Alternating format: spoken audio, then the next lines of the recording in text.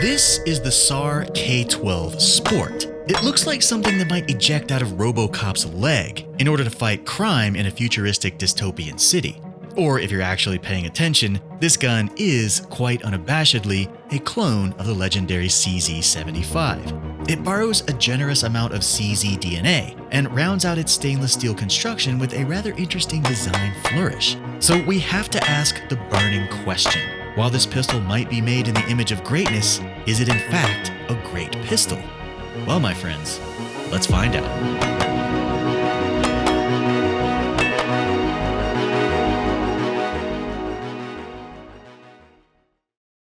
Ladies and gentlemen, welcome back to the show. Today we have a very special treat for you. This is the SAR K12 Sport. As you can see, it is a CZ clone with a bit of a futuristic look. The engineers at SAR have definitely given this some unique design features, but is this thing any good and how does it compare to the original CZ pistols? Well, that, my friends, is what we are here to find out. So let's get started.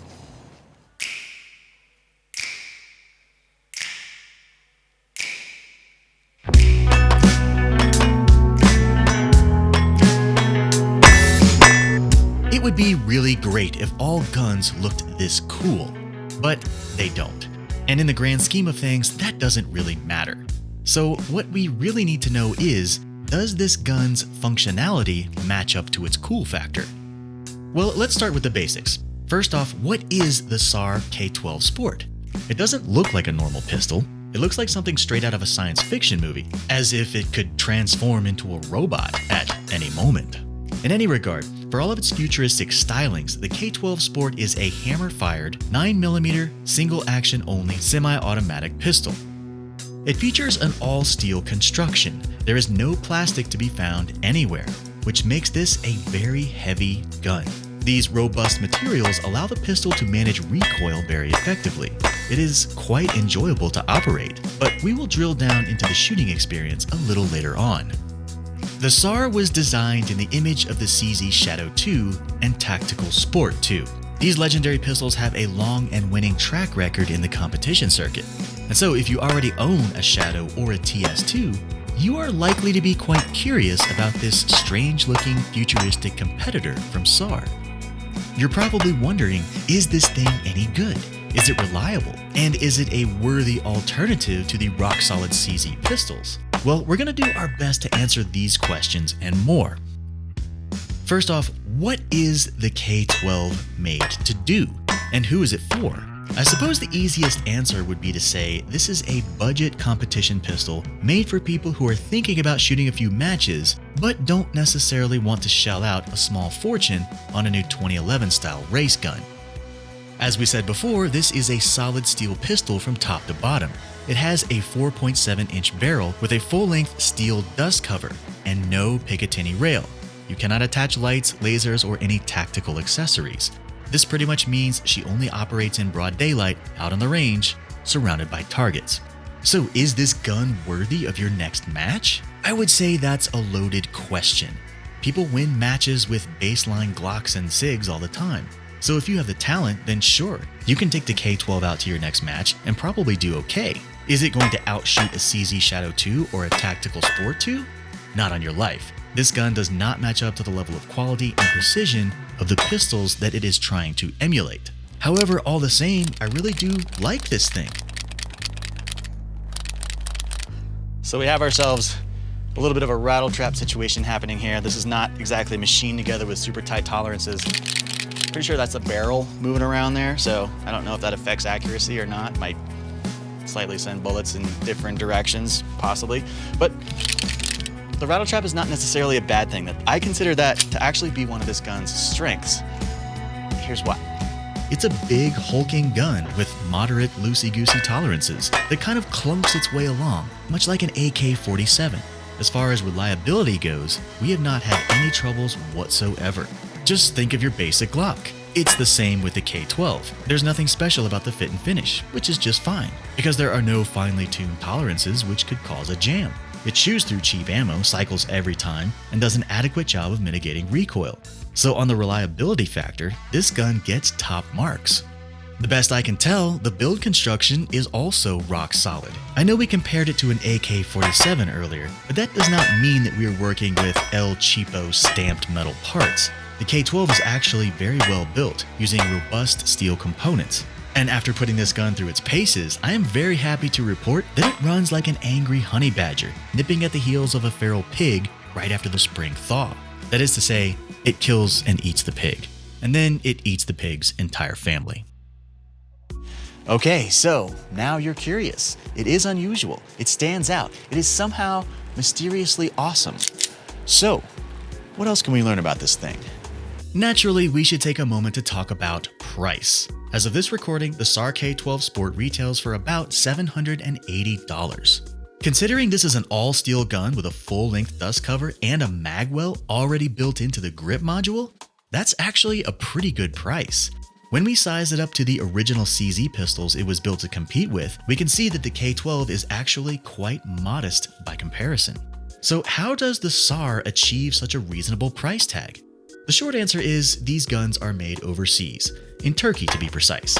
Labor costs are much lower, and regulations are somewhat relaxed. The Sarzılmaz Firearms Company actually dates back to 1880. They're one of Eastern Europe's largest gun manufacturers, and after 140 years, you tend to build up a pretty good reputation for making all-around great guns. Alright, price comparisons, history, blah blah blah. How does the thing actually shoot? I will say, pretty darn good. I really like it. The gun provides an enjoyable experience on the range. It is a great training gun. It has the exceptionally comfortable ergonomics of the CZ platform, and I really like these strange inverted grip panels. They are the opposite of a palm swell. These may not be the best idea for folks with giant gorilla hands, but for people with smaller mitts, they feel really great. The trigger is good. Not great, not average, but good. It actually has a very heavy tactical pull, rather than a light and feathery competition pull. All of the steel guts line up nicely inside the gun, giving it a nice firm wall with no slop. The magwell is beautifully integrated into the futuristic design, but when we take a look under the hood, you can see that we have a rather blocky Tetris situation down below. Flawlessly hitting reloads is not really a thing when you have to solve a Minecraft puzzle guarding the entrance to the grip module. The engineers could definitely do better on this, especially considering that the magwell is built directly for this gun. But it's not the end of the world, and at least it looks cool.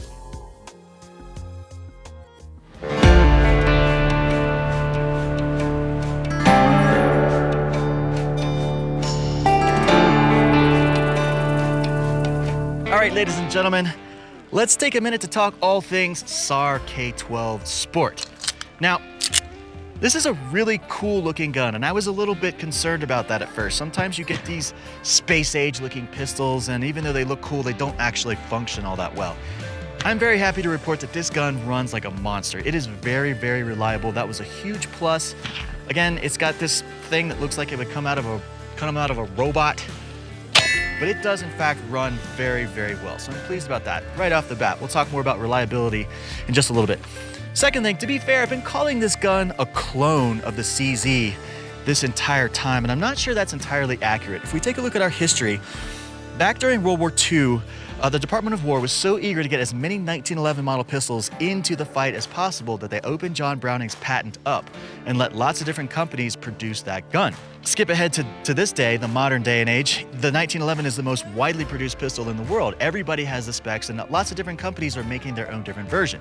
So if we skip over to Europe at the end of World War II, the USSR swooped in and basically took over the entire Eastern Bloc, all the way up to Germany to include Czechoslovakia. And at that point, all intellectual properties pretty much went out the window, and the CZ75 started getting produced all across Eastern Europe. So, to call this gun a clone of the CZ, I suppose that's partially accurate, but it was in fact built from the ground up by SAR. Yeah, they had the specs, but they kind of put their own spin on it. So, call it what you will, it is a CZ75, but it is in fact a SAR CZ75. So it has its own sort of its own unique flavor. And that can be seen in a lot of the design and a lot of the way that the gun functions. So it definitely does have Really excellent ergonomics. It has the CZ75, grip, the grip angle, and the nice beaver tail back here. It has a nice narrow grip. One thing that's really, really abundantly obvious about this gun is that it does have these inverted palm panels. This is the opposite of a palm swell. It's a palm detent. And a lot of shooters are going to look at that and they're going to say, oh, I need to have a palm swell. I need my grips to be going out so that I can really get a hold of that gun. And that might be true for shooters with larger hands. However, I have discovered that I really, really like this detail. I have sort of medium to smaller hands, and this gun fits very, very well. I've also heard that same sentiment from all of the women that we have tried this gun. They're like, oh, I love that the grip is so narrow, I can get my hands around it. So that's definitely something to consider. If you are a shooter with larger hands, those inverted grip panels may not necessarily be right for you, but if you do have smaller hands, they are surprisingly wonderful. I was a little bit concerned about them at first, but man, they're awesome. I really like those. All right, we've expended our first magazine, so let's take a minute to talk about the magazine release. It's large and robust. It is kind of a target style magazine release. It sticks out there. It's got good checkering on the end. And when you hit the mag button, it does have a very good positive eject. So that mag is gonna come out of there. It's easy to get to. I like the magazine ejector quite well. Some people might find it to be a little bit large because they're concerned about it getting snagged on a holster or accidentally ejecting a magazine while it's in the holster. I've seen that happen before. I've never had a problem with it. I really like it. I think it does a great job. I wouldn't change anything about that. Fun fact, the SAR K12 Sport does in fact take CZ Shadow 2 magazines. So if you have a Shadow 2, then that's a pretty good bonus feature for you. The magazine well is definitely something worth talking about. It definitely has sort of the cool stylings that flow into this sort of inverted palm grip here. And I like it. Aesthetically, it's very pleasing. It looks cool. But on the bottom of this thing, it's pretty much a Tetris puzzle trying to get your magazines in. There is no smooth entry into this gun. It's got a lot of jagged edges. So, SAR, if you guys are paying attention, you need to clean that up in there. That is not a good mag well on the bottom. It looks cool on the outside, but when you try to hit those mags, I've been messing up magazine changes a lot with this gun just because you're kind of having to solve a Minecraft puzzle before you get that mag in there. With a little bit of practice, it's not a big deal, but for the most part, if I was going to do another round of engineering against this thing, I'd really try to smooth out that transition in there. It's not very good. Okay, so the the slide release is actually very good. It has a huge paddle. It's got a very tactile release. I have no problem hitting that typically with my left hand. Goes straight into battery, and then your left hand can kind of come straight up. Your thumb gets on the grip module right there, and you're doing okay. So reloads are pretty straightforward. This is in fact trying to be a competition pistol. It's trying to be a target pistol. As you can see, there is no Picatinny rail down here. So the engineers have tried to give this thing a lot of weight. It has a full-sized all steel dust cover. There is no hooking, tactical supplies, lights, lasers, anything on there. This is not a gun that operates at night. It's not something that you use for home defense, not something that you can do with any of that tactical, practical stuff that goes on there. It's just for the range, just for competition. And as such, this gun was designed to compete with the CZ Shadow 2 and the CZ Tactical Sport 2. It actually emulates the Tactical Sport with that sort of dust cover with no Picatinny rail on there. Is it as good as those two guns that it's chasing? No, it's not. Nowhere close. The Shadow 2 and the Tactical Sport 2 are in a league all of their own. There's just no catching up to those guns because they are marvels of engineering. They have really precise fit and finish, absolutely superb tolerances, a high degree of accuracy, all things that this gun is chasing but doesn't quite achieve.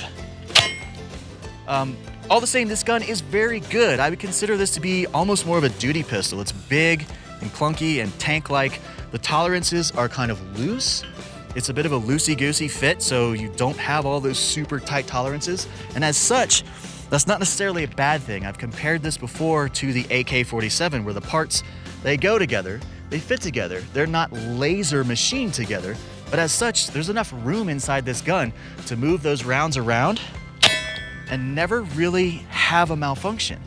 The loose fit and finish of this gun is actually one of its advantages, I consider, because it runs and it doesn't have problems. I love that.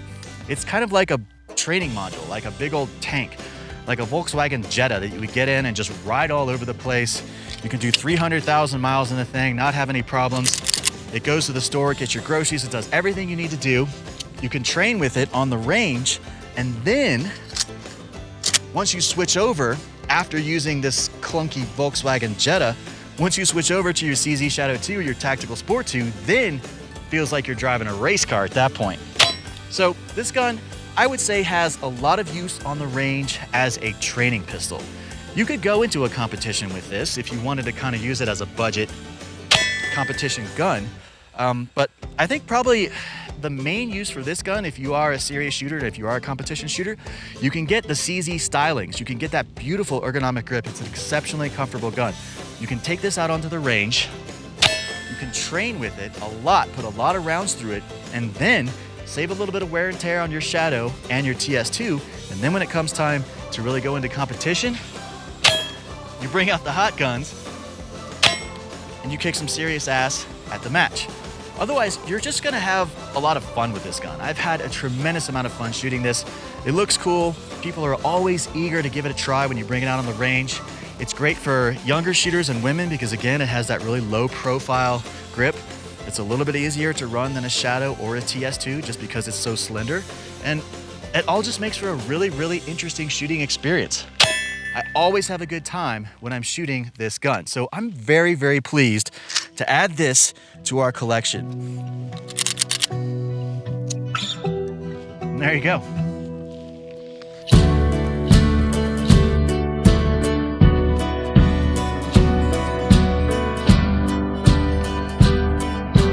So in conclusion, is this strange and unusual SAR K12 Sport a good gun? Yes, it is. If you have any apprehensions about picking up a SAR K12 Sport, you can put them to rest. I've enjoyed every minute of this gun. It is heavy, solid steel with good build quality and a great track record for reliability. I look forward to taking it out on the range, sharing it with friends, and having them ask, what on earth is this thing? And while it could never replace something as awesome as a Shadow 2, it really is a nice addition to have in your safe alongside all of your other CZ pistols. So let's circle back to our very first question at the beginning of the show. Does this gun's functionality match up to its cool factor? Easy answer, yes, without a doubt.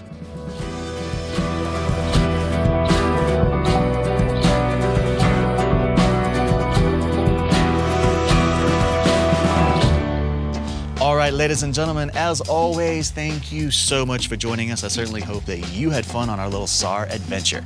Now, if you have any interesting stories about this pistol, or maybe even any of your CZ pistols, please be sure to leave them in the comments below. I would love to hear from you. Also, be sure to like and subscribe to this channel. We have a lot of cool new stuff coming up, and I don't want you to miss out. That's gonna do it for now. Stay sharp. See you next time.